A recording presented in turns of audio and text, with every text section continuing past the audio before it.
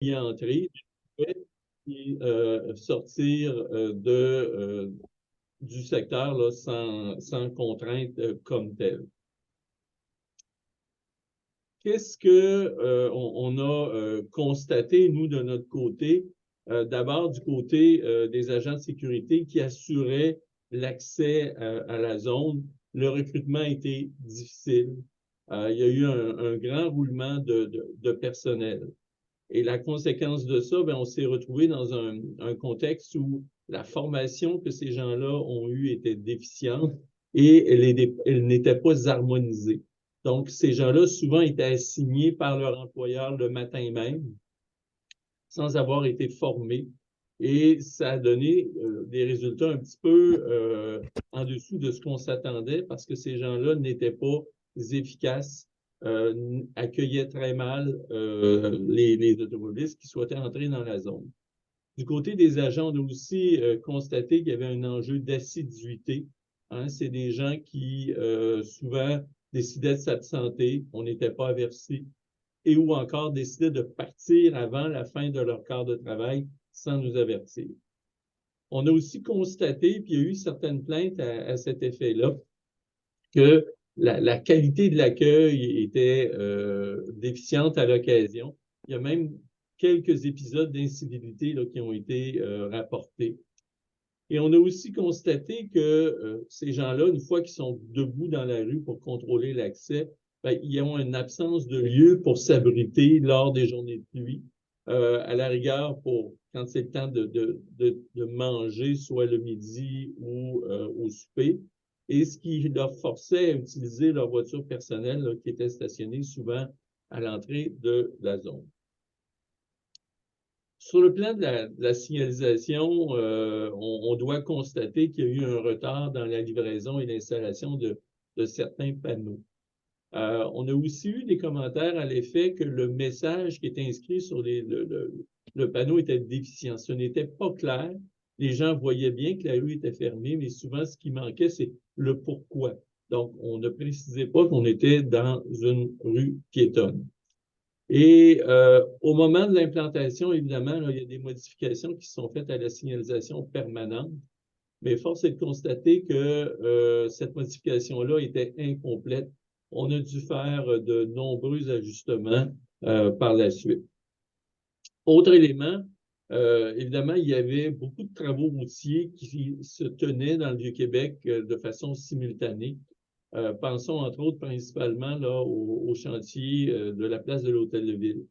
Or, les applications GPS qui apparaissent dans les voitures ou sur nos téléphones recommandaient la circulation dans la zone piétonne.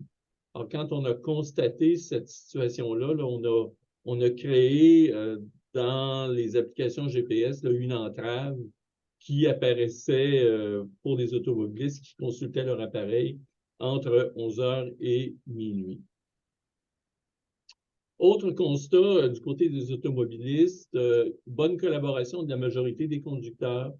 Il y a quelques gestes d'incivilité qui ont été constatés et on a également eu des comportements dangereux envers les agents là, où des véhicules ont foncé sur l'agent pour être certain de pouvoir entrer.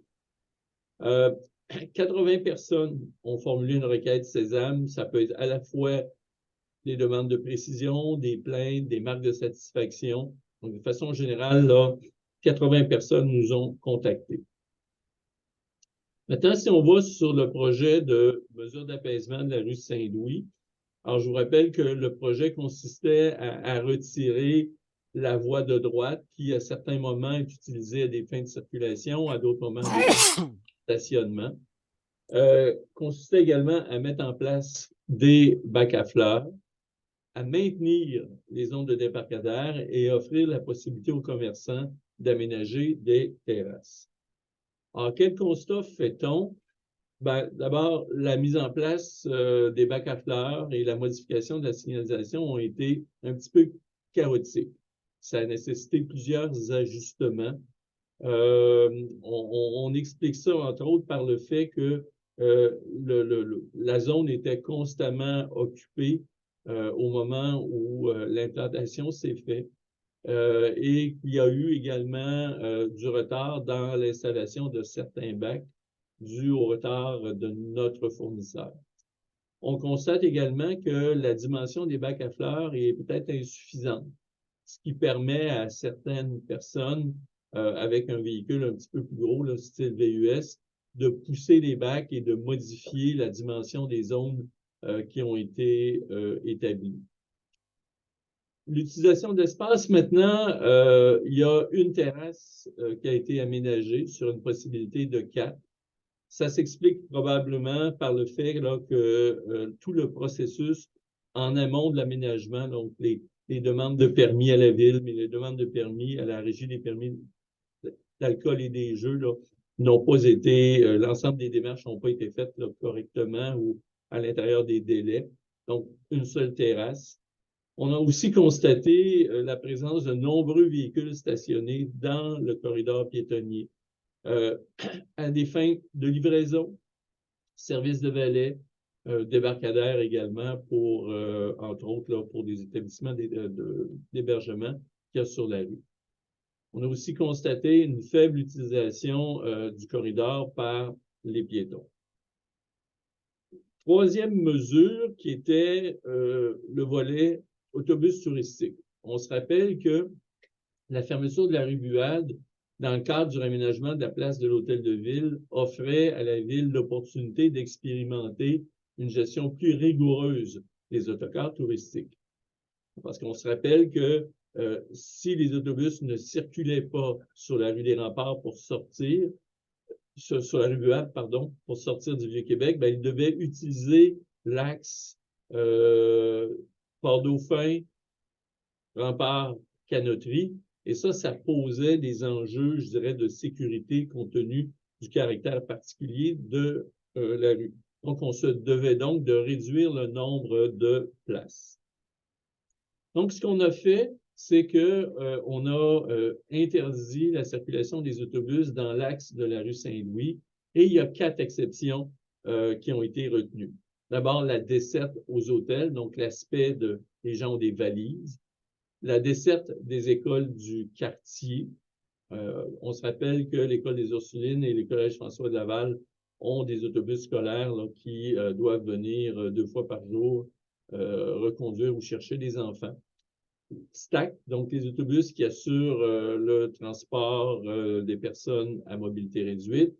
Et finalement, les autobus rouges à 2 étages, parce que le modèle d'affaires de l'entreprise fait en sorte que le seul point de vente comme tel des tours est à la place d'Armes. Donc, le délai qui était donné pour réorganiser tout ça était tout à fait insuffisant. Donc, les autobus qui faisaient partie des exceptions, qui étaient autorisés à entrer par la rue Saint-Louis, devaient sortir par Port-Dauphin, des Remparts et Côte de la Canotterie. Et pour les autobus qui ne pouvaient pas entrer par la rue Saint-Louis, il y a eu la mise en place de zones de débarcadère dans le secteur de la Fontaine de Tourny, mais également dans la rue Pierre-Olivier Chauveau. Alors, quel constat fait-on de ça? Ben, d'abord, des constats généraux. La communication, elle a été difficile avec les chauffeurs, les transporteurs et les voyagistes. Régulièrement, quand on a intercepté un chauffeur, souvent, il disait ne pas savoir, alors que nous savions qu'un avis avait été transféré ou envoyé à son employeur. La même chose du côté des voyagistes, particulièrement ceux qui arrivaient de l'extérieur, disaient ne pas avoir connaissance de la mesure, même si du côté de Destination Québec-Cité, il y a une certaine publicité qui avait été faite. L'absence de prévisibilité pose un enjeu majeur dans l'industrie. C'est un constat, c'est un commentaire qu'on nous a fait tout au long de la démarche. Et on a reçu également énormément de demandes pour des gens qui souhaitaient avoir des assouplissements. Donc, des gens qui disaient, ben moi, ma situation est particulière. Je pense entre autres aux guides locaux, aux personnes à mobilité réduite, également aux croisiéristes. Sur le plan de la circulation et du stationnement, évidemment, il y a une diminution importante du nombre d'autobus qui entrent dans le Vieux-Québec par la rue Saint-Louis. Ce qu'on constate, et ça, c'est on pourra tirer profit de ça pour l'avenir éventuellement, c'est le contrôle de l'accès des autobus sur la rue Saint-Louis est difficile. Hein? la dimension du lieu, les rues où on peut rediriger les autobus qui ne sont pas autorisés, la sécurité des policiers, des répartiteurs qui assurent le contrôle, tout ça, c'est extrêmement difficile à faire à l'intersection de rue Saint-Louis, Grande Allée, Honoré-Mercier, et ça va assurément soulever des questions pour le futur. Plusieurs chauffeurs, une fois interceptés, nous disent qu'ils ont décidé de circuler sur la rue Saint-Louis malgré la signalisation à l'entrée sur un panneau à message variable qui leur disait qu'ils n'étaient pas autorisés à circuler. Souvent, on s'est fait dire, ben, c'est parce que mon guide à l'intérieur m'a dit de passer pareil, on n'aura pas de contravention. On a constaté une surutilisation de la zone de débarcadère sur la rue Pierre-Olivier Chauveau. Et également, certains nous ont parlé d'une perception d'iniquité chez certains intervenants par rapport au fait qu'ils n'étaient pas autorisés, eux, à circuler par la rue Saint-Louis, alors que d'autres l'étaient. Alors ça, ce sont un petit peu nos constats plus administratifs. Maintenant, si on va voir les résultats du sondage en ligne qui a été fait. Alors, un sondage en ligne qui a été fait du 25 septembre au 16 octobre. 346 personnes y ont répondu. 70% sont des répondants sont des résidents du Vieux-Québec ou encore des travailleurs et des commerçants. Et l'automobile et la marche sont habituellement les moyens de transport utilisés en priorité par les personnes qui ont répondu. Si on regarde le profil de ces gens-là, 53% résident dans le Vieux-Québec, 15% résident et travaillent dans le Vieux-Québec, 14% sont des travailleurs, 2% sont des résidents, mais aussi des commerçants du Vieux-Québec, donc ils ont une entreprise. 13% sont des gens qui ont une entreprise dans le Vieux-Québec et on avait 4% de gens qui étaient aucune de ces situations-là. Donc, on a là un éventail, je dirais, de répondants, à la fois résidents travailleurs, commerçants ou travailleurs seulement. Donc, je pense que ça nous donne une bonne idée de ce que, globalement, la population peut penser. Alors, quand on regarde le sondage, on voit qu'il y a environ là, 35% des gens qui se sont dit satisfaits de la mesure. On a 17% des gens qui sont ni satisfaits ni insatisfaits. Oh, pardon, je recule en arrière. Et nous avons 45% des gens qui, eux, se disent insatisfaits. Maintenant, quand on questionne pourquoi les gens sont insatisfaits, ben, ce qu'on entend, c'est 4 grands messages. La complexité au quotidien, le fait de devoir passer à travers le triage avec l'agent de sécurité, c'est perçu comme quelque chose qui était complexe. C'était plus difficile pour les visiteurs de se rendre chez les résidents. De l'avis de plusieurs, le nombre de chantiers routiers a aggravé le déroulement du projet pilote. J'aurais tendance à dire que c'est probablement vrai dans le cas du chantier de Place de l'Hôtel de Ville, particulièrement, je dirais, au départ, là, alors que les GPS recommandaient de circuler à travers la zone piétonne. Troisième élément, mauvais contrôle des accès par les agents de sécurité. Et finalement, une série de commentaires qu'on pourrait regrouper là, sous la rubrique circulation. Donc, congestion, comportement des automobilistes sur la rue des Remparts, circulation à sens inverse. Donc, un ensemble de situations là, qui a pu être constaté. Maintenant, si on questionne les gens sur leur volonté ou leur souhait à l'égard du retour du projet l'an prochain, ben, on se rend compte essentiellement qu'il y a 49% des gens qui seraient d'accord avec le retour du projet. 23% d'entre eux, évidemment, là, dans la mesure où il y a des modifications qui sont faites, et il y en a 44% qui ne souhaitent pas voir le projet se répéter. Maintenant, si on regarde le degré de satisfaction pardon, à l'égard des mesures d'apaisement sur la rue Saint-Louis, évidemment, c'est encore très, très, très partagé.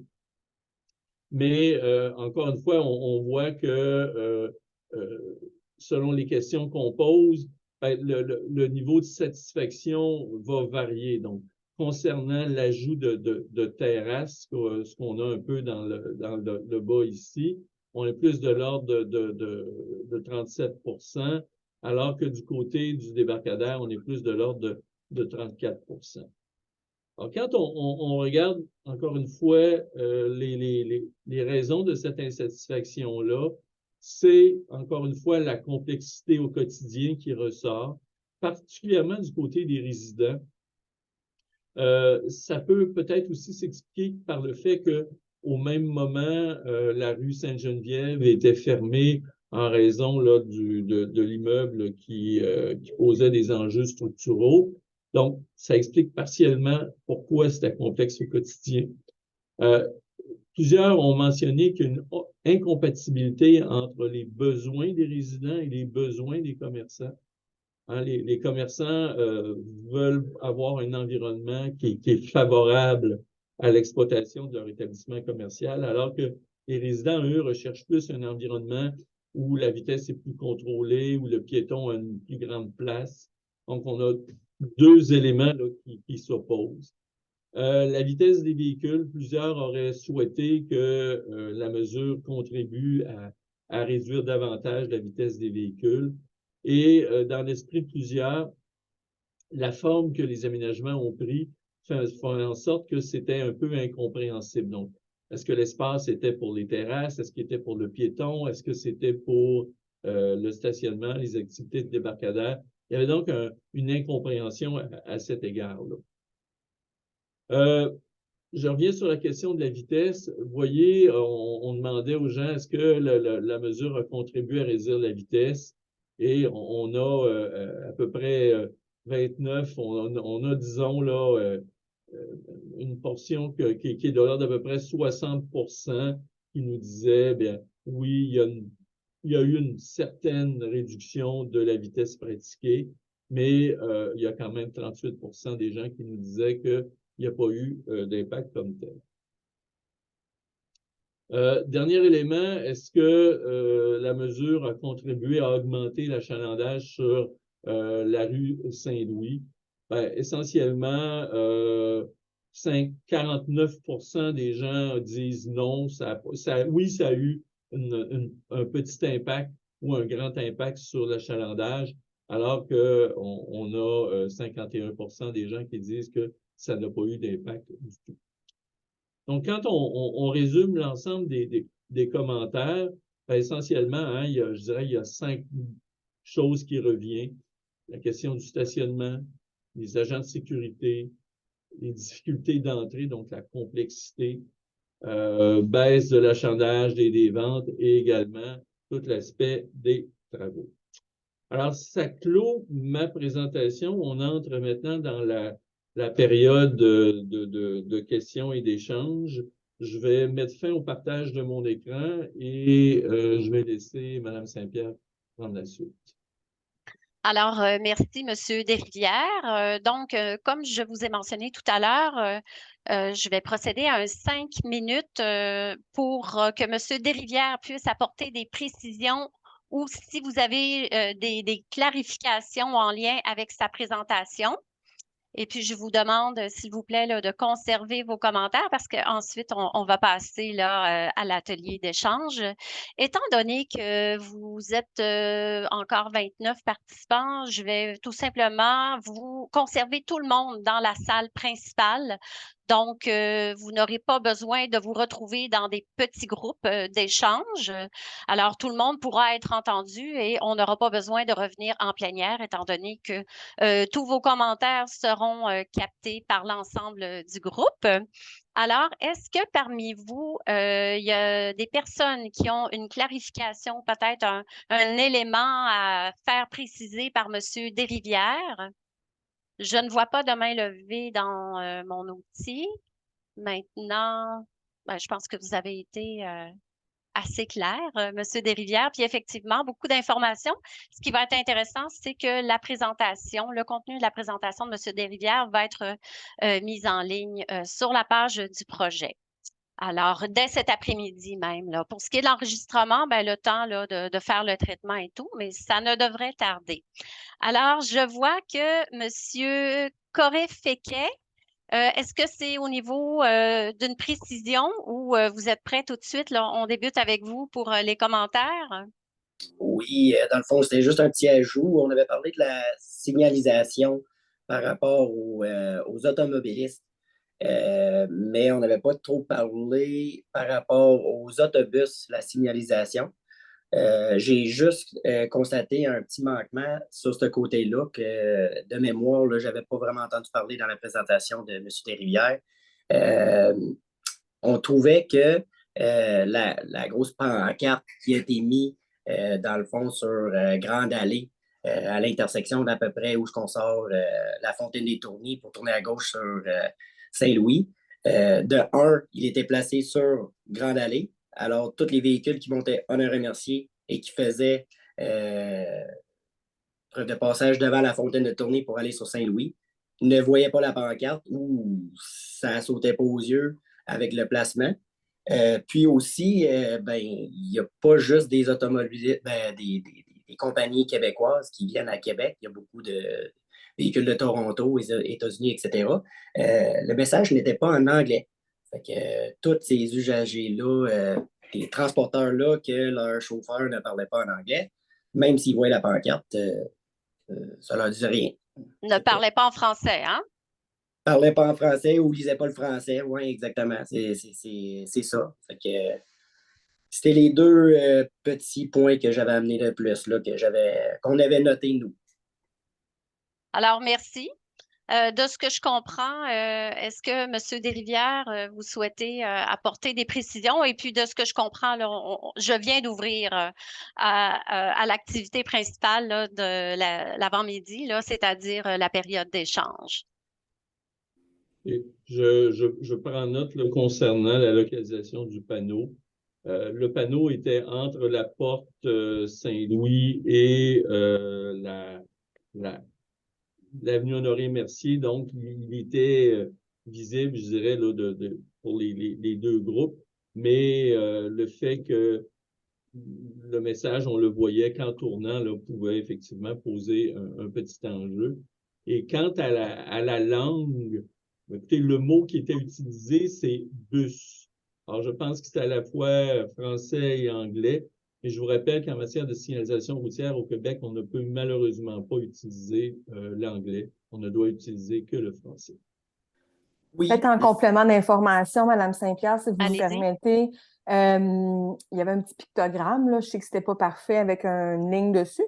Et sauf erreur, on a eu aussi, puis là, je sais qu'en raison des fermetures de rue en lien avec les grands événements, je sais pas s'il est parti, revenu, parti, mais il y a eu aussi un panneau dynamique d'affichage au coin.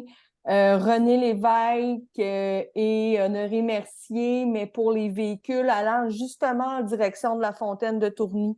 Donc, il y en a eu un aussi à différents moments dans l'été, là, peut-être même tout l'été, mais là, vous comprendrez que je passais pas là tous les jours, fait que je peux pas me permettre de dire tout l'été non-stop, mais il y en a eu un aussi, donc, j'ai envie de dire sur les terrains de l'Assemblée nationale, disposé de façon à ce que quand on monte Honoré Mercier, on le voyait aussi avant de continuer à s'engager devant la Fontaine de Tourny. Alors, oui, merci pour la précision. Alors, Monsieur Féquet, je comprends là, que pour le moment, c'était l'information, là, vous vouliez nous amener cette information-là là, en guise d'évaluation de votre côté. Euh, Alors, oui, simplement parce que ce que nous avons constaté, c'est que beaucoup du monde qui se ramassait sur Place d'Armes, des autocars, ça venait justement des places que leur chauffeur il parlait en anglais. Je comprends les lois de Québec. C'est simplement une suggestion pour, bien sûr, l'efficacité de votre projet. Si vous voulez que les autocars ne rentrent pas, oui, la loi dit signalisation en français, mais la réalité au Québec, c'est une ville touristique et c'est pas tout le temps le cas que tout le monde lit le français. C'est simplement l'efficacité versus la loi à ce côté-là. Là. Merci. merci. Alors, Monsieur Duchesne, je ne vous avais pas annoncé, là, mais vous êtes notre prochain. Alors, bonjour, Monsieur Duchesne. Bonjour. J'avais une question pour M. Desrivières. Vous avez mentionné les défis là, du contrôle de la circulation par autobus au niveau de la porte Saint-Louis. On en convient, là, c'est le sujet actuellement au niveau de l'affichage. Mais est-ce qu'il y a eu à un moment ou un autre un agent de sécurité pour discuter peut-être avec les gens, là? Parce que j'en ai pas vu, puis je passe là tous les jours. Alors, il y a eu, je vous dirais, des interventions à 3 niveaux, là. D'abord, au départ, dans les premières semaines, le service de police a tenté de faire de l'interception dynamique, là, donc d'intercepter tout le monde qui entrait. Mais ça pose des enjeux de santé et sécurité au travail parce qu'ils doivent rester dans le milieu de la rue.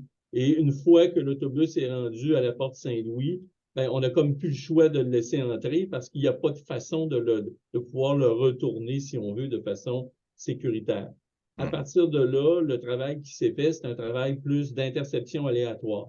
Donc, souvent, les policiers étaient stationnés dans la cour de la citadelle. Quand ils voyaient un autobus passer, ils allaient l'intercepter et faisaient ce qu'ils avaient à faire. Et on a nos répartiteurs d'autobus qui, eux, étaient à la place d'Armes. Et chaque fois qu'il y a un autobus qui arrivait, allait s'enquérir du motif et de s'assurer que, au besoin, l'autobus, là, il y a des mesures qui étaient prises pour s'assurer qu'il n'y ait pas de répétition dans l'infraction. Parfait. Merci. Alors, merci, Monsieur Duchesne. Et j'en profite pour vous mentionner, dans la mesure où vous souhaitez le faire, là, puis c'est très favorable pour tous, de vous présenter et de nommer soit l'institution que vous représentez, le commerce ou encore le milieu exact là, de l'industrie touristique. Alors, Monsieur Duchesne, je ne sais pas si vous souhaitiez le faire et la personne avant vous, là. Oui, bien, Marc Duchesne, propriétaire des tours Cicéron, agence de guide touristique et au 1884 sur la terrasse du Frein. Merci, Monsieur Duchesne. Alors, écoutez, il n'y a pas énormément de mains levées. Je suis sceptique parce que je me dis, ben, vous avez sans doute des commentaires.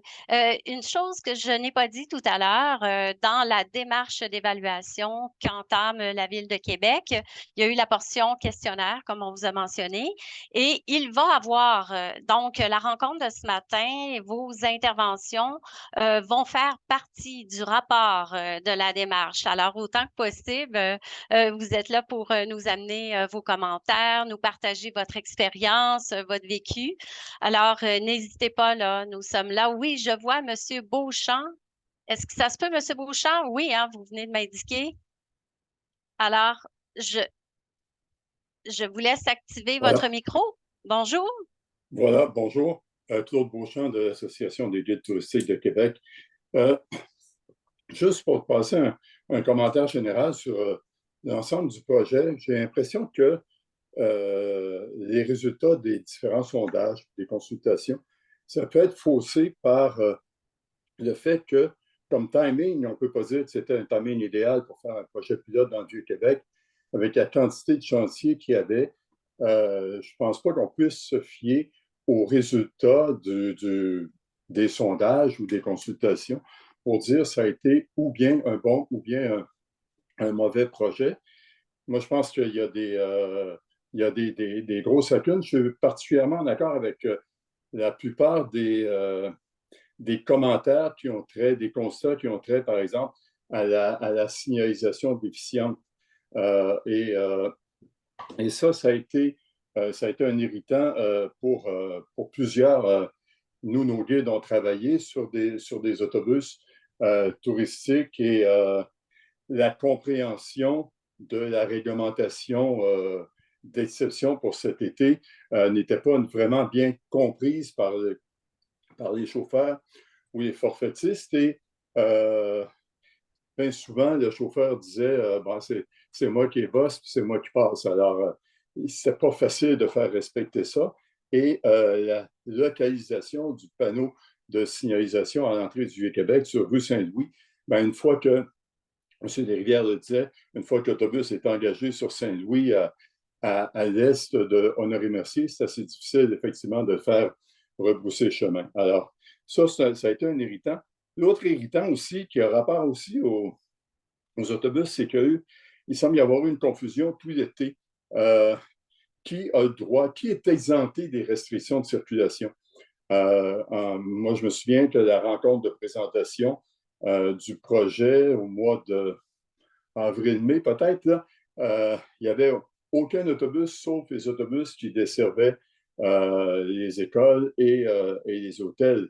Mais il s'est ajouté, bon, les autobus touristiques de Tour du Vieux-Québec à 2 étages. Après ça, il s'est ajouté d'autres autobus. On a entendu DNA qui pouvaient pour les croisiéristes. Après ça, de sorte qu'il y avait une confusion.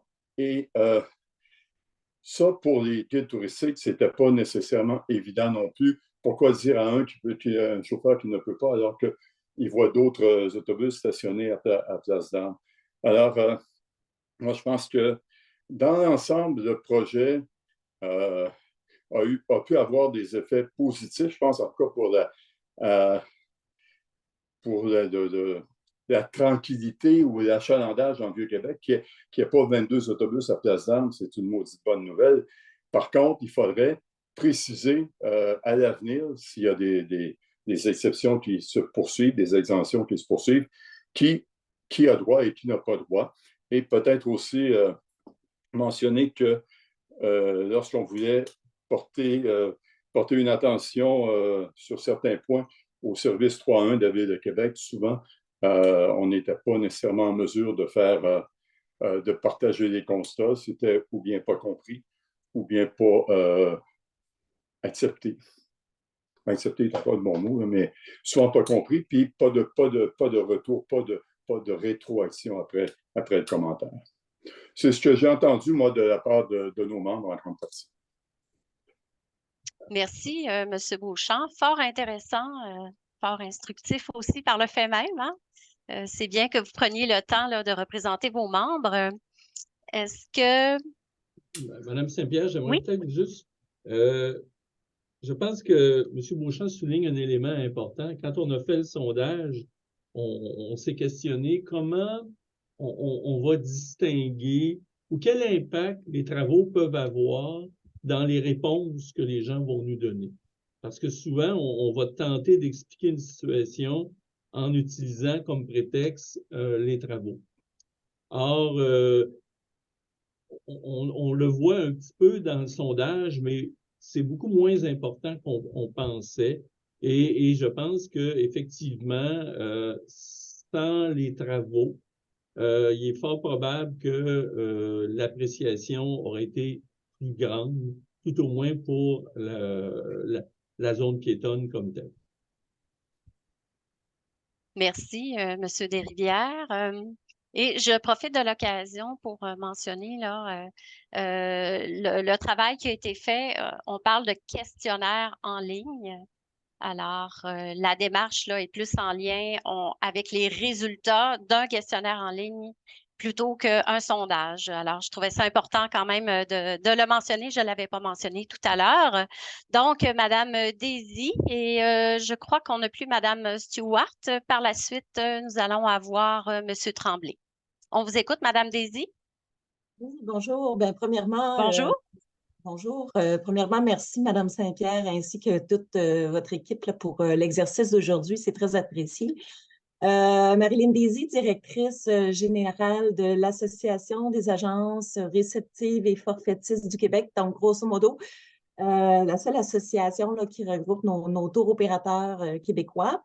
Grosso modo, on fait venir de la clientèle internationale dans la belle ville de Québec, ainsi qu'on fait voyager les Québécois au Québec dans la ville de Québec.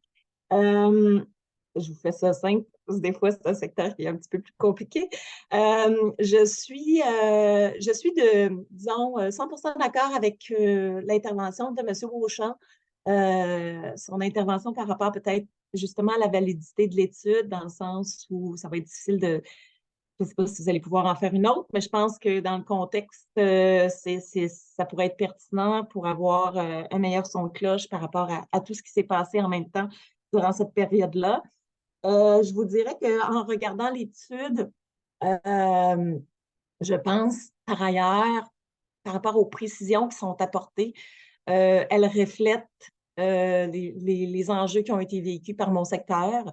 Donc, essentiellement, l'absence de prévisibilité est extrêmement important pour le réseau de distribution. Quand on parle de faire venir de la clientèle internationale, on travaille 1 à 15 mois d'avance.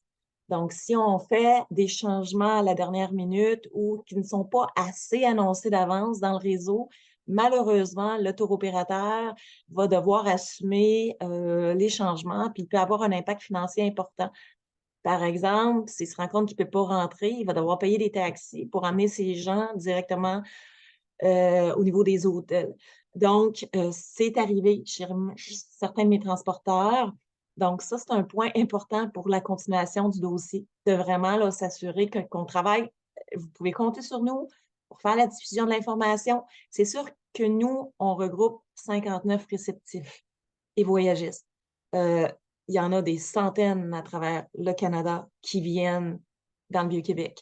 Donc, on doit vraiment travailler main dans la main avec l'ensemble de Québec-Cité, Destination Québec-Cité, pour s'assurer qu'eux parlent à l'ensemble des tours opérateurs qui ne sont pas basés ici au Québec. Moi, je peux faire mon petit bout pour la version québécoise, mais puis on a aussi un partenariat avec CITAP, qui est l'association comme nous, mais dans l'Ouest canadien, qui est très branché sur le marché asiatique. Donc, on peut transférer l'information à cette association-là, travailler main dans la main avec eux pour la suite du dossier.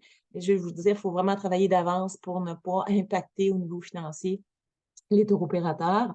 L'autre point que j'ai entendu puis que j'ai vu dans le sondage, c'est toute la question de l'iniquité. Comme le disait M. Beauchamp, bon, on ne savait plus qui avait le droit, qui n'avait pas le droit. Moi, je pensais encore à ce moment-ci que c'était seulement les bus jaunes et finalement le bus à 2 étages rouges. Mais j'ai su par la bande, par certains de mes membres, que des fois, ils faisaient un peu du coude puis ils passaient quand même. Donc, je pense que ça va être important. On ne peut pas avoir deux poids, deux mesures là-dessus. C'est des règles qui s'appliquent à d'autres. Ou sinon, on crée vraiment des précédents qui peuvent avoir des impacts financiers importants. Donc, ça va être important pour la suite. Puis, naturellement, oui, c'est vrai, les problèmes de signalisation. On peut travailler avec nos membres pour qu'ils travaillent avec les chauffeurs.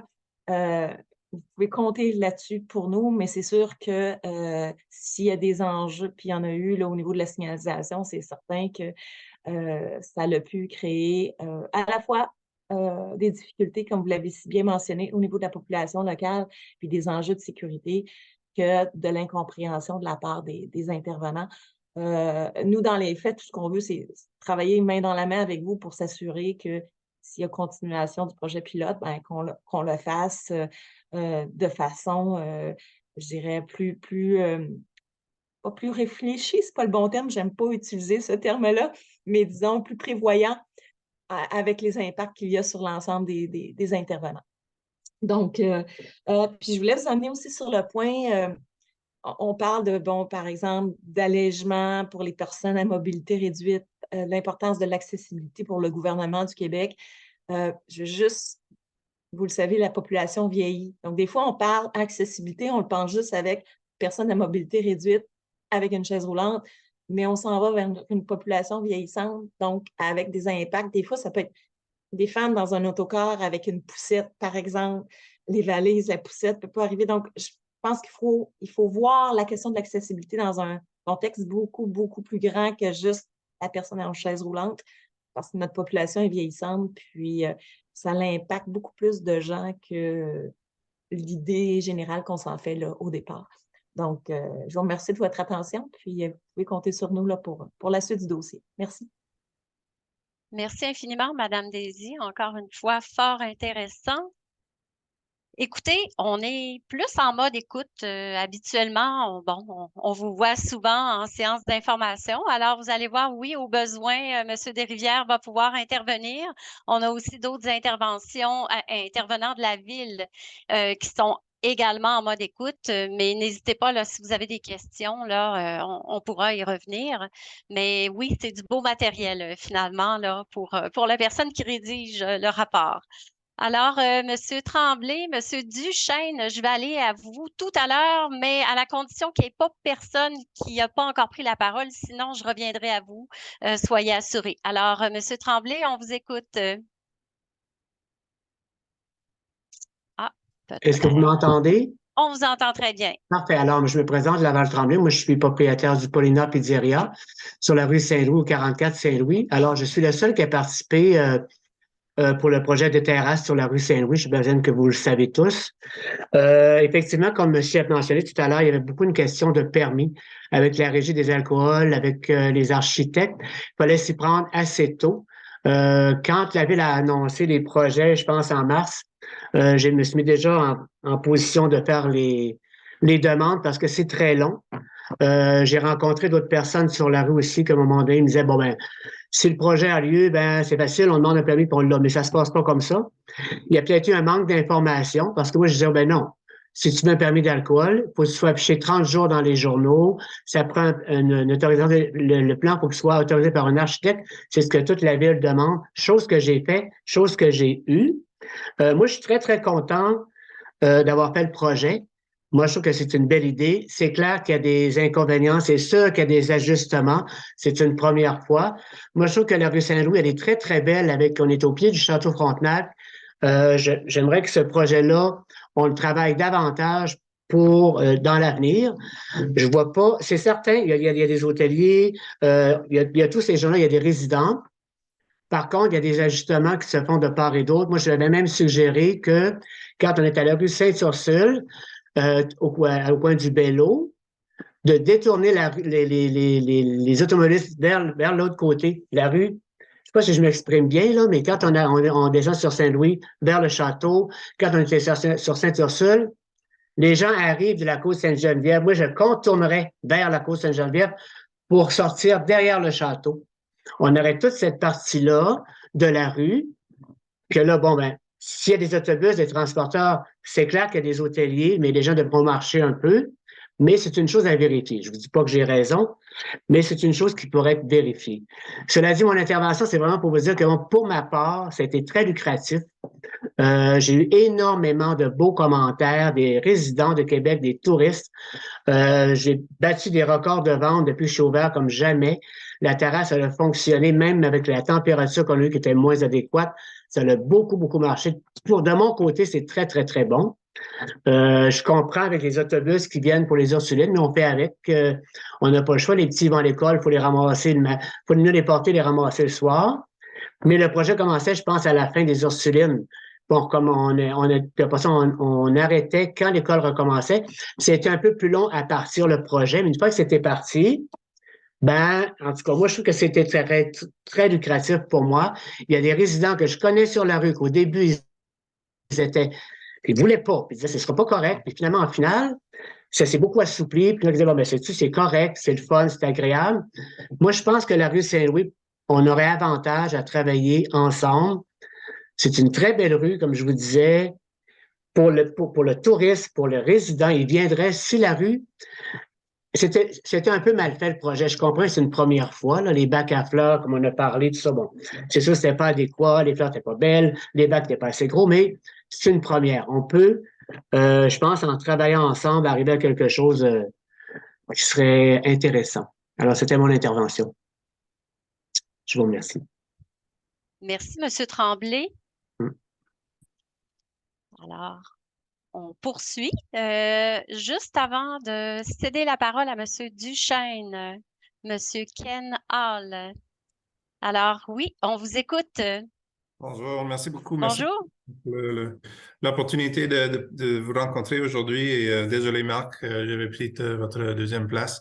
Alors, juste une question surtout, mais je pense qu'on a eu vraiment une bonne collaboration avec tout le monde. Et merci, Monsieur Desruisseaux et le chef de police et tout le monde. Et je pense que, en tout, je pense qu'il y avait beaucoup de positifs sur 2023. Alors, on est plus concerné peut-être pour le futur et pour voir s'assurer qu'il y a de l'accès au niveau sécurité, au niveau des ambulances, au niveau des pompiers. Alors, il y a quand même beaucoup de monde qui sont impliqués dans le programme. Alors, on pense aux fournisseurs, on pense aux employés qui rentrent travailler, on pense aux chantiers de construction qui a été mentionné plus tôt. Alors, il y a beaucoup beaucoup de personnes concernées et je suis content qu'on ait l'opportunité de parler aujourd'hui et j'aimerais juste être impliqué dans le futur pour les prochaines étapes et de continuer à avoir cette bonne collaboration. Alors, merci beaucoup. Peut-être, Mme Saint-Pierre, si vous permettez, là, je pense que tout à fait. Puis là, tu sais, aujourd'hui, on est vraiment en mode rétroaction de l'été prochain, mais soyez assurés que si on continue dans cette voie-là ou on élargit à d'autres secteurs, soyez assurés que les intervenants concernés, vous allez être mis à profit très tôt dans la discussion pour discuter de l'impact que ça peut avoir pour vous, voir les modalités au niveau justement des livraisons et tout ça. C'est des démarches qui ont été faites par l'équipe que pilotait M. Desruisseaux. Desruisseaux, excusez, fier, je m'excuse. M. Desrivières cet été. Dans la zone piétonne qu'on avait choisie, on se rappelle, je peux en parler de cet exemple-là, hein, on avait quand même choisi cette zone-là parce qu'en termes de mixité de fonctions, oui, ça nous offrait une possibilité de tester certaines choses, mais c'est quand même une zone qui est à forte dominance résidentielle. Mais bon, il y a quand même des commerces sur Couillard. On avait un CPE aussi qui nécessitait qu'on gère des entrées et sorties de gens qui ne sont pas résidents. Il y a le Simons aussi qu'il ne faut pas négliger, hein, que c'est livraisons sur la rue Garneau souvent. Donc, les équipes ont vraiment été, si je peux me permettre, en one-on-one là, pour travailler les particularités de chacun de ces commerces-là. Je pense à l'hôtel Vieux-Québec, là aussi, qui est au coin de l'Hôtel Dieu, Cour de la Fabrique. Donc, je veux vous assurer, là, peu importe la forme que ça prendrait, si on continue à aller de l'avant, vous allez être mis à profit là, le plus tôt possible pour travailler avec vous les embûches. Puis je veux vous remercier de votre temps ce matin aussi, là, M. Hall, d'être présent aujourd'hui. Merci beaucoup, c'est très apprécié. Alors, merci Mme Coulombe-Leduc. Monsieur Duchesne et Monsieur Féquet, par le fait même, là, ce sera un deuxième tour pour vous. Alors, on vous écoute, Monsieur Duchesne. Bon, ben c'est ça tout à l'heure, c'était plutôt une question de précision suite à la présentation de M. Desrivières. Cette fois-ci, j'aimerais y aller de quelques commentaires. Bon, évidemment, ça a été noté dans la présentation, mais effectivement, il y a eu une grande inéquité au niveau de qui avait le droit de circuler ou pas, tel que mentionné par Mme Daisy. Je pense que ça envoie une image très négative à notre industrie. Il y a le fait aussi que ça a été fait un peu trop à la dernière minute, sachant que nous, on est déjà à travailler 2025 avec tous les tour opérateurs québécois, canadiens, internationaux. Donc, pour eux, nous, c'est sûr qu'on a été obligés de répondre à des questions sans avoir les réponses. Puis quand on référait à la ville, on n'avait pas toujours les réponses effectivement au 3-1. Donc, il y a vraiment un enjeu de communication du projet. On a observé, là, nous, on a notre bureau donne sur la rue Saint-Louis, donc on a observé qu'il y avait effectivement pas beaucoup de piétons dans la zone qui avait été ajoutée. C'était sans doute lié aussi là, au délai des chantiers, mais le point que je trouve important de mentionner, c'est que depuis le tout début de ce projet-là, on nous a dit que l'interdiction de circuler par autobus n'avait aucun lien avec le projet d'apaisement de la circulation ni de la zone piétonne qui, elle, très beau projet, soit dit en passant. L'interdiction des autobus était plutôt liée au chantier de l'hôtel de ville. Puis ensuite, on a eu des irritants additionnels là, qui a fait que le chantier ça a été retardé quelque peu. On a même annoncé une ouverture à la circulation qui a dû être reportée parce que finalement, l'espace physique n'était pas suffisant pour les autocars. Pour nous, on est en faveur de la piétonisation. Même, on devrait considérer d'autres rues qui ne sont pas les rues principales et les rendre piétonnes. Mais je continue de croire qu'il faut conserver une voie de circulation pour les autobus. Peut-être un seul chemin, une entrée, une sortie, chemin obligatoire, mais qui permet d'utiliser le débarcadère de la place d'Armes. Parce que bien que M. Beauchamp mentionne que oui, ça faisait du bien de ne pas voir trop d'autobus à la place d'Armes, j'en conviens, sauf qu'il est clair que la fontaine de Tourny n'est pas un débarcadère adéquat, surtout en période estivale, au mois de juillet, avec le festival d'été, avec les manifestations, etc. Ça rend la chose impensable. Et de toute façon, il n'y a pas assez d'espace d'autocar là-bas. On est constamment dans le trafic aux heures de pointe aussi, parce que toute la colline parlementaire se vide par la fontaine de Tourny aux heures de pointe ou se remplit le matin, là. Donc, pour nous, c'est vital qu'on conserve une voie pour desservir la place d'Armes et qu'il y ait un contrôle assidu qui soit fait à la place d'Armes, bien entendu, là, pour s'assurer que les autocars ne restent pas là en attente, mais ne fassent que faire monter ou débarquer leurs passagers. Ensuite, moi, j'attire l'attention sur le fait que il y a beaucoup de promeneurs, hein, des voitures qui ne sont pas des résidents, qui ne sont pas des travailleurs, qui sont des excursionnistes ou des gens même de la région de Québec qui viennent se balader dans le Vieux-Québec en voiture. À mon sens, ce sont ces véhicules qui causent des bouchons, qui causent des retards à la circulation, qui empêchent la fluidité. Donc, c'est peut-être là qu'on devrait considérer travailler aussi, d'empêcher ces gens-là de les référer au stationnement limitrophe là, du secteur historique et de les encourager à marcher parce que la Ville de Québec se visite à pied. C'est une ville qui est facilement accessible à pied. Et donc, pour moi, là, c'est eux qu'on voyait tout l'été à la queue leu-leu, avec quelques autobus plaqués en Ontario à travers, là. Mais en général, ce sont eux qui bloquaient la circulation, qui empêchaient la fluidité. Donc, quand on parle d'apaisement, il ne faut pas oublier qu'un autobus, ça peut remplacer sans doute 30 à 40 voitures facilement. Donc, je pense qu'il faut conserver les autocars pour justement apaiser la circulation. Voilà. Merci, M. Duchesne. Encore une fois, fort intéressant. Au besoin, les intervenants en ville, là, n'hésitez pas à me faire signe que vous souhaitez là, apporter des éléments en lien avec l'intervention. Monsieur Féquet, mais juste avant, il y a Madame Stewart. J'ai vu votre main qui s'est rebaissée, mais je crois que c'était peut-être en réaction là, à l'intervention de Monsieur Duchesne. Alors, au besoin, là, faites-moi savoir si vous souhaitez. C'était une réaction, je suis d'accord avec lui. Bon, Merci. OK. Bon, je voulais m'assurer. Merci, Madame Stewart.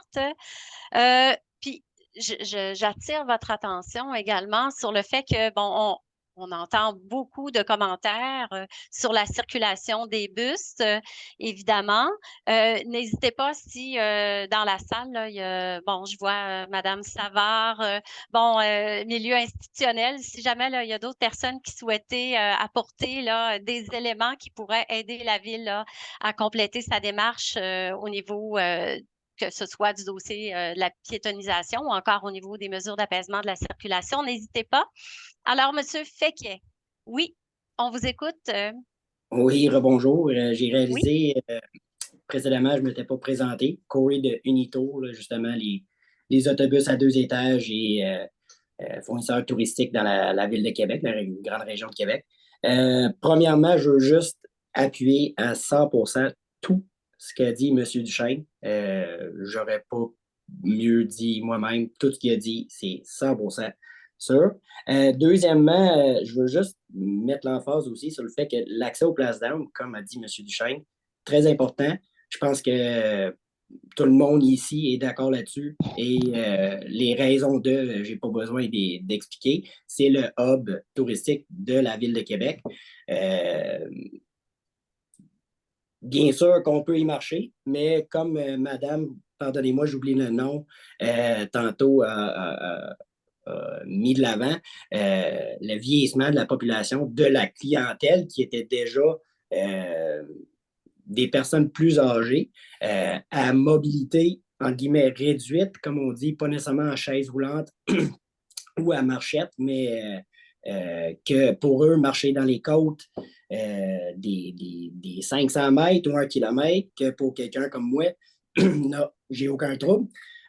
Mais ce n'est pas des usagers comme moi qui utilisent les transports par autobus de toute façon. Souvent, ils sont là en auto puis ils se réfèrent au stationnement. Fait que toute notre clientèle à nous, en tout cas, c'est dans ces âges-là. Et c'est important pour eux autres d'avoir accès directement à la hub touristique qui est la Place d'Armes. Je suis aussi d'accord avec le projet de pilotisation. Excuse-moi, je suis anglophone, c'est un peu difficile à dire. Nous autres, on l'appuie au complet. C'est des bonnes idées sur certaines rues, mais comme M. Duchesne a mentionné, normalement, ce projet-là, c'était pas pour diminuer l'accès aux autobus dans le Vieux-Québec. Par contre, on a vu que ça a découlé pas mal avec ça, avec BUAD. C'était vraiment juste en vue des travaux. J'imagine qu'on va avoir plus de nouvelles par rapport à tout ça qui vont s'en venir, mais bien sûr, je réitère encore sur le fait qu'il faut qu'on sache ça d'avance. Nous autres aussi, on est rendu en automne 2024, même à donner des prix pour 2025. Le monde touristique se planifie bien à l'avance, surtout avec les croisières, que c'est des années à l'avance, des fois, parfois. Fait que nous autres, on a joué au yo-yo l'été au complet. On a eu innombrables plaintes par rapport à on embarque où parce que on avait une réponse, on peut partir d'ici, là, on ne peut plus partir de là. Là, finalement, à partir de mi-juillet, on a eu des informations que BUAD allait réouvrir, puis là, on a envoyé des nouveaux courriels, puis en tout cas, c'est sûr que l'information, il faut qu'elle soit précise, claire et nette, bien en avant, bien en avance.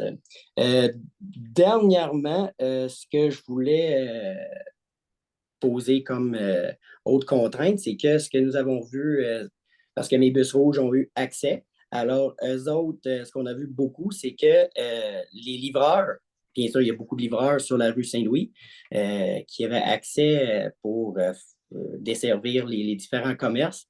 Ils empruntaient la zone, la nouvelle zone piétonnière sur le bord de Saint-Louis.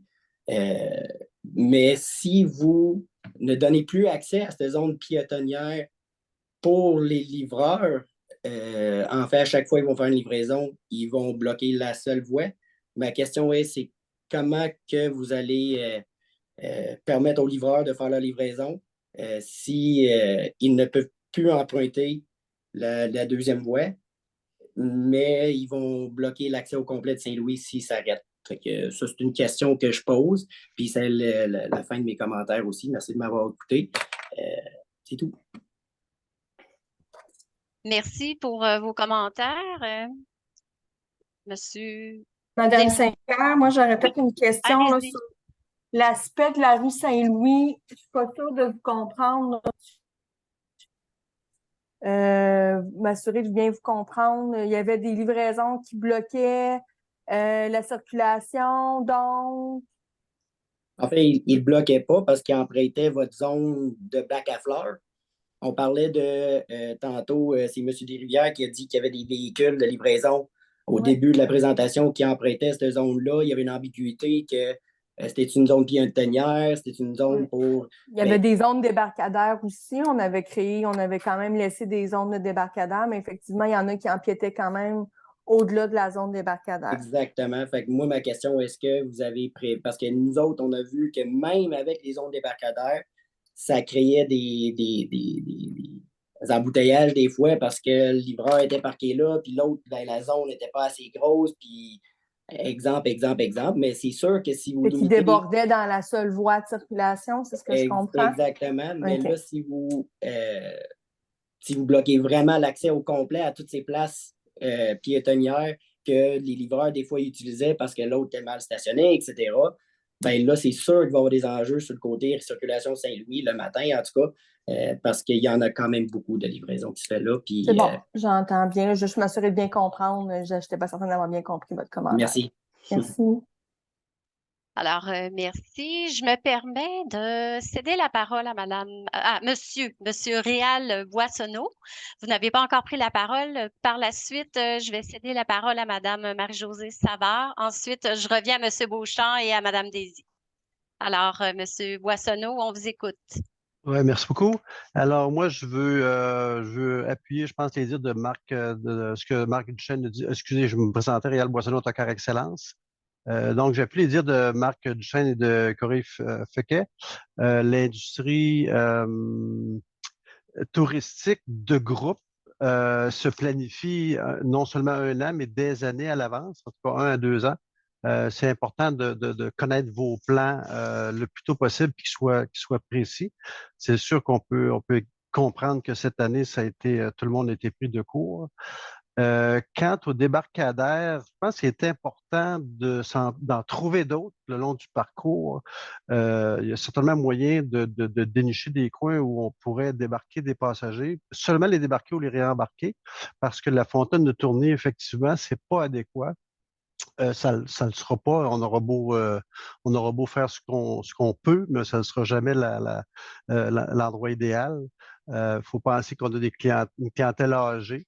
Alors, s'ils ont besoin d'aller quelque part dans un resto le long du parcours, alors il faut trouver l'endroit le plus facile, le plus proche.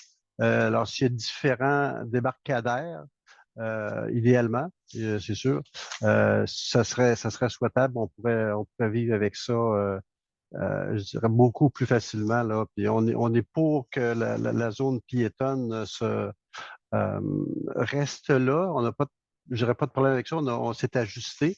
Nous, dans le fond, c'est pas nous qui est si important. On doit vivre avec les règles qui sont là.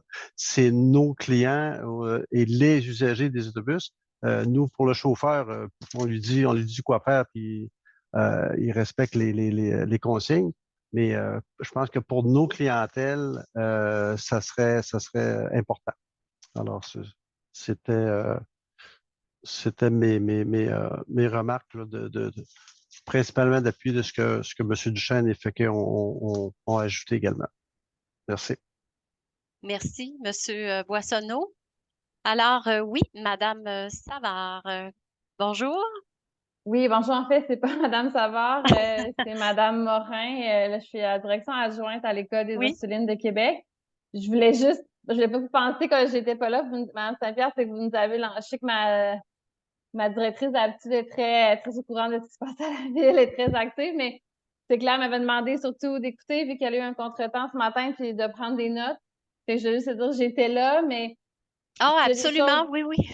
Elle va vous revenir, mais tu sais, comme Monsieur Laval-Tremblay du Paulina, notre voisin, a dit très bien tout à l'heure, on a des jeunes enfants qui prennent l'autobus, donc c'est sûr que nous, entre 8h et 16h, nos élèves doivent se rendre à l'école, mais on termine à la fin juin et on recommence à la fin août. Donc, je pense qu'il y a juste un petit laps de temps parfois qui chevauche, mais j'avais pas de point particulier. Je voulais juste être sûre que c'est sûr qu'on ne dise pas d'autobus jaune. Tantôt, on a parlé de règles claires pour tous, pas de passe-droit. Moi, c'est la pérennité de mon école, de ma clientèle, que mes petits cocos maternels puissent se rendre le plus près de l'école possible. Donc, voilà, c'est mon seul point, mais Mme Savard pourra faire des suivis au besoin. Merci. Puis effectivement, la période là, ne vous touchait pas nécessairement. Là. Je voulais susciter peut-être d'autres commentaires là, de d'autres personnes qui sont présentes. Mais oui, merci d'avoir pris la peine. Alors, Madame... Monsieur Beauchamp. Je ne sais pas, peut-être Madame Daisy, mais Madame Daisy, je vais aller à vous tout à l'heure. Monsieur Beauchamp, on vous écoute. Merci, très, très, très rapidement. Une précision sur ce que je disais tantôt, quand je disais c'est peut-être une bonne nouvelle qu'il n'y a pas 22 autobus stationnés à Place d'Armes. Ça ne remet pas en cause l'importance de conserver Place d'Armes comme une zone débarcadère. là où il y a peut-être des problèmes à Place d'Armes concernant les autobus, c'est plus sur le respect de la limite de temps de débarcadère, de stationnement, justement, où on semble, en tout cas, c'est une impression que j'ai eue cette année que certains guides ont porté à notre attention. Ça semble beaucoup moins respecter la limite de temps depuis, au cours de l'été, ça a été moins respecté que par les années passées.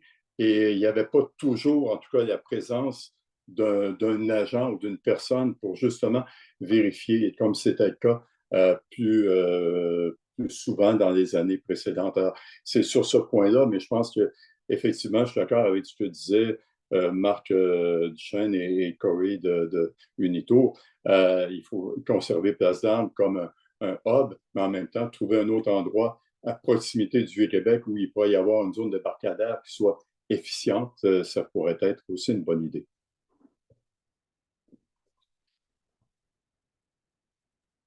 Madame Saint-Pierre, me Oui. permettez-vous une petite question? On a aussi le débarcadère en basse-ville du Vieux-Québec, dans le petit Champlain, le long derrière, le long dans la courbe, juste après la fameuse courbe, dans le fond.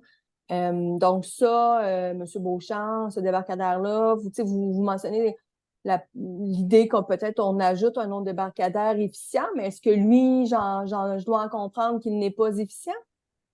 Non, oui, mais il ne sert pas la même. Il est en basse-ville, dans Petit Champlain, il ne sert pas la même cause, si on veut, la proximité du château Frontenac, ça demeure l'attraction principale. C'est là que les touristes veulent aller. Alors, c'est important de conserver ce hub-là. Celui de Petit Champlain, effectivement, pour servir le Petit Champlain, c'est excellent. La localisation, il est parfait, mais on ne peut pas demander, avec le funiculaire qui n'est pas nécessairement l'outil de déplacement le plus efficace entre la haute et la basse ville, disons ça comme ça. Je pense que bien souvent, il y a des autobus qui vont stationner, qui vont faire le débarcadère au Château-Frontenac et qui vont refaire un deuxième débarcadère à Petit Champlain pour l'autre partie de la visite du Vieux-Québec.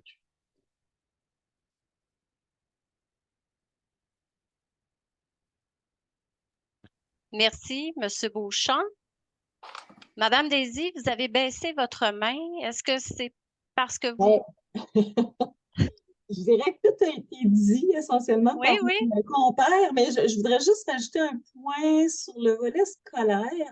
Ce qui n'est pas évident, c'est que si on fait, par exemple, mettons qu'on fait ce qui est logique, là, une exception pour les autobus scolaires, pour les étudiants qui vont à l'école finalement dans le Vieux.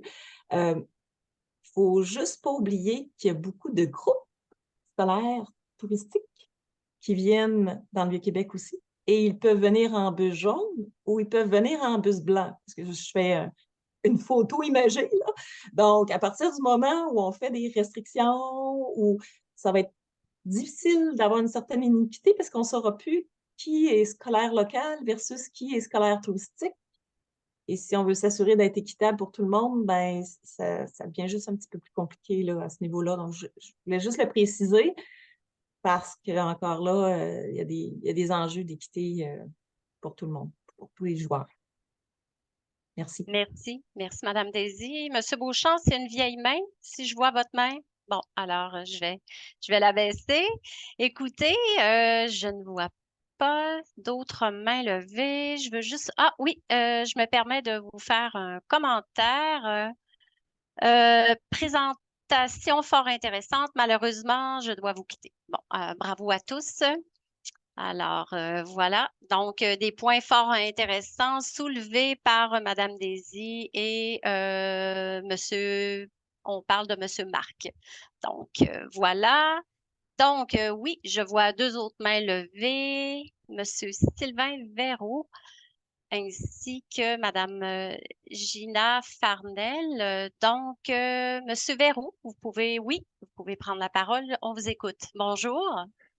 Bonjour, Madame Saint-Pierre. Bonjour, Madame Coulombe. Et bonjour, Monsieur Desrivières. Écoutez, mon nom est Sylvain Verroux. Je vous suis depuis quelques minutes, évidemment. Je suis du Consulat général des États-Unis ici à Québec. Je représente pas ce matin le consulat, mais je suis évidemment travailleur ici depuis plusieurs années et j'aimerais quand même prendre un moment pour vous remercier pour l'ouverture de cette rencontre. En fait, j'ai bien aimé la présentation de M. Desrivières concernant là, les statistiques là, au point de vue des constats et des défis que la Ville de Québec a relevés avec votre projet.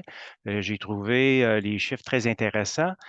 Monsieur Desrivières pourra me corriger, mais j'ai cru comprendre que c'était peut-être environ 50-50, à savoir satisfaction, insatisfaction ou je ne sais pas, là.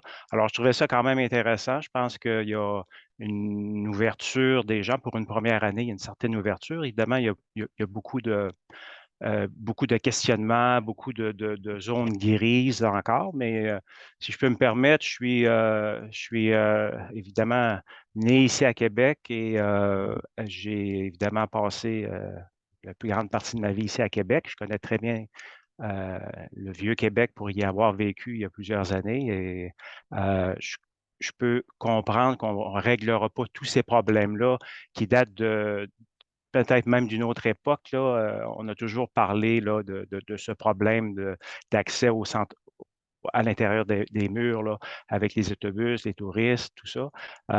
Mais écoutez, je pense que l'exercice est un très bon exercice.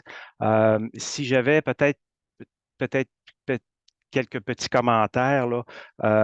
Écoutez, nous, ici, on reçoit beaucoup d'étrangers là, pour différentes raisons. La raison première, c'est service aux citoyens américains. On a beaucoup de bateaux de croisière avec des citoyens américains qui débarquent ici à Québec, qui ont soit eu un problème de santé majeur, un problème que ce soit un passeport qui a été égaré ou perdu ou volé, ces choses-là.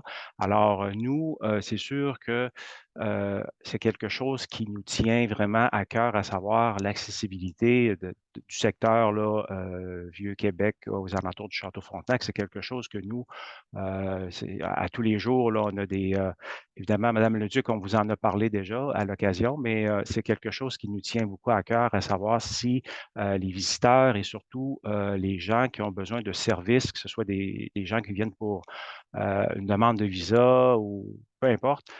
Nous, notre raison première d'être ici à Québec, c'est surtout une accessibilité. On est dans le Vieux-Québec parce que pour plusieurs raisons, mais une des premières raisons, c'est que dans le Vieux-Québec, il y a un service d'autobus qui peut amener des gens, que ce soit des étudiants de l'Université Laval qui viennent ici à nos bureaux pour recevoir des services. Alors, c'est la raison qu'on est ici dans le Vieux-Québec. Et M. Desrivières, on s'en est déjà parlé il y a plusieurs années, en 2006, 2007, 2008, lorsqu'on a décidé de faire un gros investissement au niveau de notre immeuble ici. On voulait évidemment rester à Québec, rester dans le Vieux-Québec pour plusieurs raisons, donc la raison que je vous ai parlé auparavant, l'accessibilité. Évidemment, on se plaît ici dans le Vieux-Québec. Nos questionnements sont les suivants, à savoir s'il y avait une phase 2, est-ce que les gens pourront circuler assez librement pour pouvoir accéder à nos bureaux d'une façon assez fluide, si on veut. C'est sûr que cet été, je peux évidemment comprendre avec les travaux qu'il y a eu dans le secteur de l'Hôtel de Ville, les travaux sur l'avenue Sainte-Geneviève qui ont évidemment fermé la rue pour plusieurs semaines. Ça n'a pas été peut-être l'année idéale pour faire ce nouveau projet de piétonnier. Si j'avais peut-être une suggestion, peut-être avant de penser à faire une phase 2, ce serait peut-être de regarder là, qu'est-ce qu'on peut améliorer au niveau de la phase 1. Je pense que M. Desrivières a bien cerner là, les lacunes et c'est quelque chose qui est, à mon avis, qui devrait peut-être être, évidemment, je ne sais pas comment dire, mais pas réévaluer, mais en fait, essayer de modifier ou faire les corrections et voir, surtout dans le coin de l'Hôtel de Ville, si je ne me trompe pas, il y a évidemment la rue Buade qui devient à sens unique et si je ne me trompe pas, la rue Desjardins est à sens unique, si je ne me trompe pas. Alors, si les véhicules passent dans cette section de la ville, de la vieille ville, ça change un peu. Là. Je pense que je ne sais pas si il va y avoir. Mais ce que je veux dire, c'est que l'été prochain, si vous faites cet exercice-là encore, ce serait intéressant de voir la circulation. Puis vous me corrigerez si je ne suis pas correct là, à vous dire ça, mais à savoir dans le coin de l'Hôtel de Ville, si la circulation va être aussi fluide qu'elle l'était avant avec les doubles sens. Là. Alors, en gros, c'est mon point de vue. Et puis, étant moi-même un piéton et utilisateur d'autobus depuis plusieurs années, je me plais à marcher ici dans notre vieille ville. Puis, je considère que je pense que les citoyens, on est quand même rendus à cette étape-là.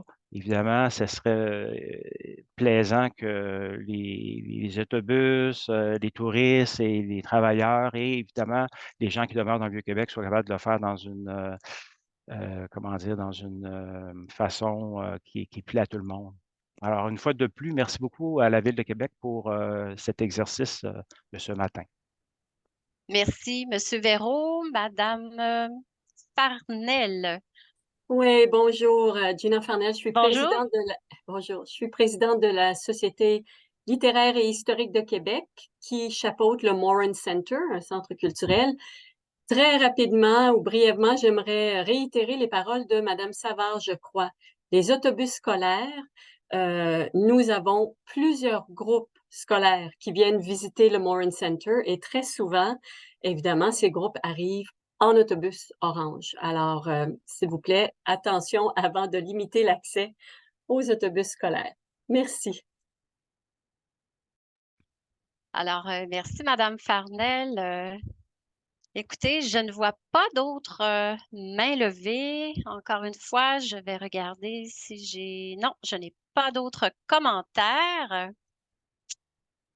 Ce serait que nous avons fait le tour. Juste avant de céder la parole à Madame Coulombe-Leduc, je vous rappelle que la présentation va être en ligne, ainsi que l'enregistrement. Alors, n'hésitez pas. Mes coordonnées apparaissent également au bas de la fiche, la description du projet. Alors, voilà. Et puis, au besoin, si jamais là, des personnes n'ont pas pu assister, tout simplement, là, ils peuvent m'écrire et moi, je ferai cheminer vos commentaires à M. Desrivières et à son équipe. Alors, écoutez, Mme Coulombe-Leduc, je vous cède la parole. 12h01, on tient nos promesses finalement. Oui. Bien, écoutez, je veux vous remercier encore une fois pour votre présence en cette fin d'avant-midi.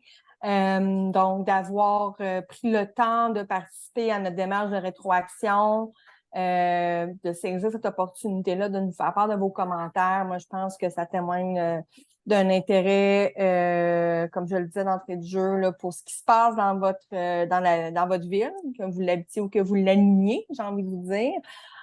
Donc, merci beaucoup pour votre contribution à nos discussions ce matin. Assurément que ce qui a été discuté va être pris en considération pour la suite des choses, venir teinter nos réflexions en cours. Et peut-être, je retiens aussi beaucoup de nos échanges de ce matin, la main tendue qui nous est faite en termes de canaux de communication puis de collaboration. Et ça, c'est très important pour nous. Et je tiens à vous assurer que ces canaux-là de communication, non seulement ils sont précieux, mais on veut qu'ils demeurent en place. Donc, je suis constamment disponible pour échanger avec vous sur le sujet et assurément que nos équipes le sont aussi. Donc, merci beaucoup, puis on se dit à la prochaine. Alors, merci, Mme Coulombe-Leduc. Également, je profite de l'occasion pour remercier l'équipe des interventions de la Ville de Québec. Alors, je vous souhaite bon appétit et bonne fin de journée. Merci, au revoir. Merci, au revoir. Au revoir.